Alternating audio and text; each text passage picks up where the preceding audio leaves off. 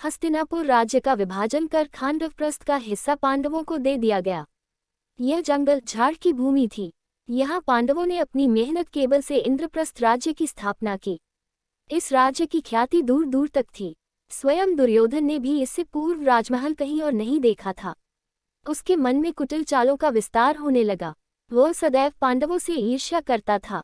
इस प्रकार के वैभव को वह बर्दाश्त नहीं कर सका। दुर्योधन के मामा शकुनी की कुटिल चालें सदैव उसके साथ रहती थी। पांडवों के स्वागत समारोह का आयोजन हस्तिनापुर में किया गया। सभी पांडव अपने ज्येष्ठ पिताश्री धृतराष्ट्र के आदेश पर हस्तिनापुर आए।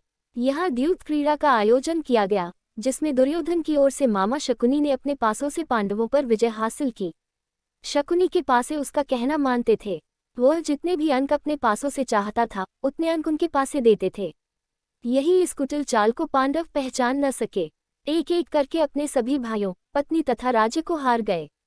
पांडवों की पत्नी द्रौपदी भी इस चाल का एक हिस्सा थी, जिसे पांडव द्यूतक्रीड़ा में हार गए थे। दुर्योधन अब पांडवों का स्वामी बन गया, स्वयं पांडव उसके दास, द्रौपदी दासी। दुर्योधन ने अपने अपमान का बदला लेने के लिए द्रौपदी को राज्यसभा में दुशासन के बल प्रयोग से बुलाया। द्रौपदी ने राज्यसभा में अपने सम्मान की रक्षा के लिए सभी को आह्वान किया।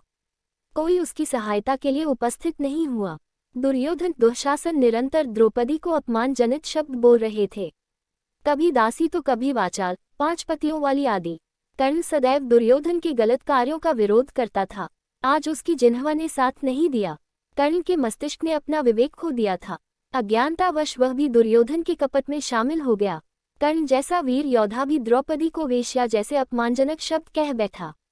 कर्ण स्त्री का अपमान स्वयं के द्वारा होने से जीवन भर अपमानित रहा। पश्चाताप की अग्नि में वह जीवन भर जलता रहा। कर्ण कभी नहीं समझ पाया कि उसके जिह्वा ने किसी स्त्री का अपमान कैसे किया। इसी अपराध बोध के कारण वह कभी द्रौपदी के सम्मुख खड़ा नहीं हो सका।